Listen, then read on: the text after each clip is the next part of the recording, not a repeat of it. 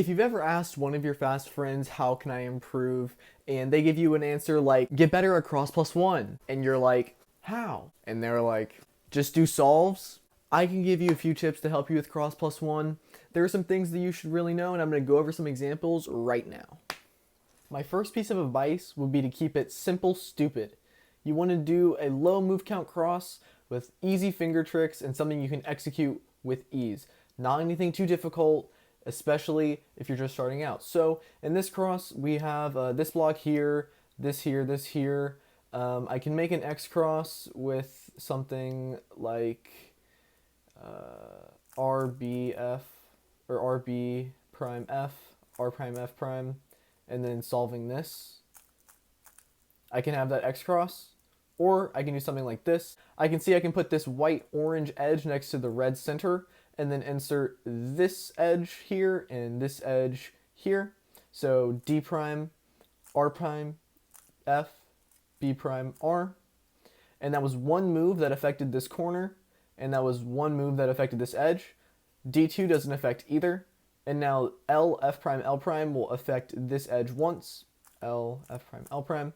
And so I tried this in inspection. Keeping it simple and stupid and doing a really easy pair to begin with is really nice, because even if it's an inefficient pair or it's not the best, if you see cross plus one, it's just going to make your solves a lot better.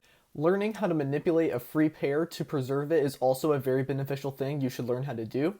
So we have this case here, I'll put the scramble here, and the free pair is in the D layer, and we can solve these two edges with D prime, L prime, but whenever we do the L prime, it'll actually disturb this free pair. If we look here, D prime, L prime, it breaks it up. So we want to put this to where it will not get disturbed by solving this edge and this edge. So we can do something like this. We need to disturb the orientation of the pair. So we can do something like D prime U, and now we have solved this red edge, but we're going to solve this orange and then blue edge. So that way, whenever we do the R prime, U prime, this F will actually disturb the pair, and then an R prime, and now it will not get broken up by this L prime by solving this green edge. And we can simply insert it like this, F, U prime, F prime. Next up is the idea of manipulating the cross by doing some pre-moves. So I know that if I do a cross solution like R2, F, L, R, and then solving this pair, it won't be that good. So what I can do instead is I can do an L2 as a pre-move, or an L prime as a pre-move, R2, F, L, and now this will end up in the U layer after I finish my cross solution with an R, D prime, R prime, D.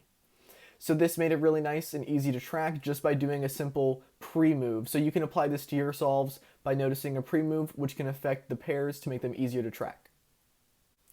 Another idea is to think about the order you do your cross solution in.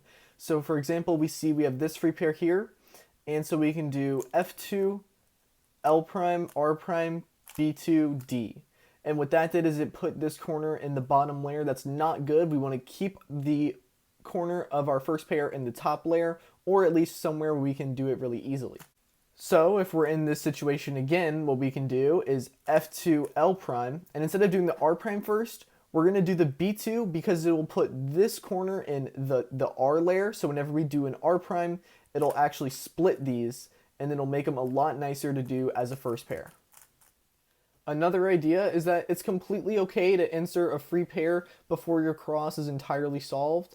So we can see here we can do U2, F prime, and if we did an R2 it would actually disturb this pair, but it's not bad to just insert this pair right off and then just to solve this edge to give you an X cross. Sometimes there are situations where solving the pair and before your cross is actually solved will be beneficial, but it's just up to your discretion. Another idea is to know where and which slot your pair is going to end up. So if we do a cross like this, R prime, D2, B prime, R prime D, R2, D2, we have three pretty good pair choices. We can do the red blue, the red green, or the orange blue. In my opinion, the best slot is the back left to do first because you get the most look ahead, and then the second best choice is probably front left because then you can do RU moves to do your last two pairs in some cases. So in my opinion, this would be the best choice for first pair, because it can be done pretty simply and then solved into the back left. Even though the other two pairs were just as good, I think this is a little bit better because it adds to the fluidity of the solve as a whole. And then to continue off this, we could do something like take out this and then insert the edge here. And like I said, now we have all our last two pairs.